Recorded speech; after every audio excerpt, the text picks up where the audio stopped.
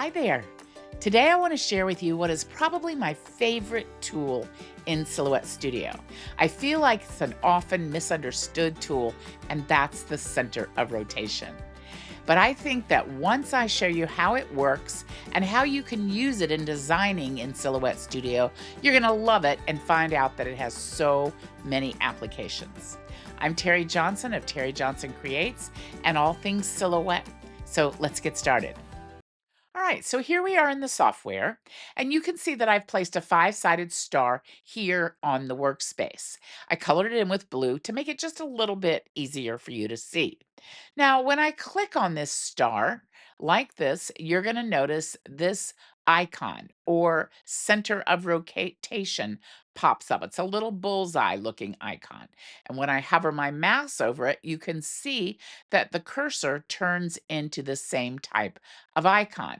Now, the reason I say that it's misunderstood or annoying is people don't know what it is. So when you go to maybe move your design, it's easy to accidentally move that center of rotation instead of grabbing the design. Now, that's not what people want to do, and they don't like it. They find it annoying.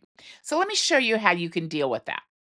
If you are seeing this center of rotation, but you don't want to, it's super easy to turn off. You simply use your keyboard icon, the letter O, not icon, just the letter O. And when I click on the O, that goes away. When I click on the O again, it comes back. Now, if you aren't seeing it, no matter what you do, even if you click the O, you need to come down here to this little gear icon, which is your preferences. And when you do that, you'll see we want to select defaults right here. And when you scroll down here, you're going to see center of rotation. So if this is not selected, let me show you, and I click on my star, the center of rotation will not show up. However, I want it to show up, so I'm going to come over here, go back to defaults, and select center of rotation and say OK. So now you're going to see it. Now, there's two things you can do with the center of rotation or with your rotate icon. If you grab this little green icon up here and you rotate, you're going to see that that star rotates right from the center. But now I'm going to come over here and open up the replicate panel. I'm going to go ahead and drag that over here, make it a little bit easier for you to see. And these are ways that you can replicate. These are straight across, up and down, or fill page. And down here, you have rotate copies. So this rotates one copy from the center. This one rotates two copies from the center. So when you do that, this one rotates 3. When you do that, you get a total of 4 copies, and this one rotates 5 copies from the center, something like that. Now, that's not particularly pretty or anything that I would want to do. So let me show you what you can do. But notice that those are all rotating with that center of rotation as the axis for rotation. But if I want to adjust that, I simply drag the center of rotation down here, and now we can rotate 5 copies from there. Again, that's not very pretty, but if I drag this down even further, oops, that's not what I meant to do. If I grab this, although I could enlarge it a little bit, if I grab this and drag it straight down here, oh, maybe about like that, and I say rotate 5 copies, there you go. Now you have a circle of stars. All right, but let's say you want to create something that has more than 5 copies. So I'm going to select all of these. We'll get rid of these stars here. And this time I want to show you how I created this design for this pillow. This project is from our All Things Silhouette Club, one of the projects this spring. And we created several designs from this sunflower. And so I'm going to show you how I use the center of rotation to create this sunflower. Now, the first thing I want to do is bring in the shape. I'm using a flexi shape over here. And Flexi Shape is a business edition feature. So you will not have this if you do not have Flexi Shapes. I'm going to draw a diamond shape here. And because I want to edit it, I'm going to right click and convert it to path. And now I'm going to open up edit points by double clicking here. And I'm just going to go ahead and drag this over here. Now, this is a super easy way to make this petal. And I'm going to select each point and say make curve. I'm just going to go all the way around, selecting all of these and doing the same thing till we have a shape that looks like this. Now I'm going to adjust it a little bit. I'm going to bring this down here, oh, maybe like this.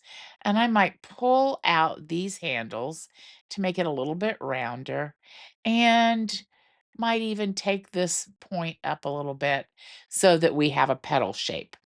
All right, now let's go ahead and go back to our regular view so that we have a little bit more room. Now that's kind of big, so I'm going to shrink it down a little bit and we'll just turn it yellow.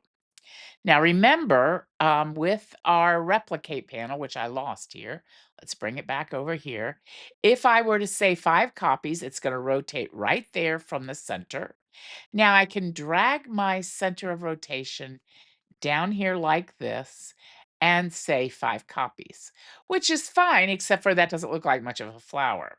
So what I'm going to do is I'm going to go here to advanced replicate. And here in advanced replicate, I'm going to say I want 11 copies for a total of 12. And we're going to take this up to 30 degrees. And we're going to say replicate. Now, those petals are a little far apart. So in order to adjust that, I'm going to move the center of rotation back closer. So we're getting closer to what I would like, but this is just trial and error. And that's pretty much like what I would want to create one layer of my petals for my sunflower. Now, what I did to create the second layer is I selected all of these and I made another copy by holding down the Option key and dragging a copy over. And I turned this orange, or an orange like this. And now I'm going to rotate this. Well, let's do this. Let me go back and I'm going to group all of these together and I'm going to select all of the yellow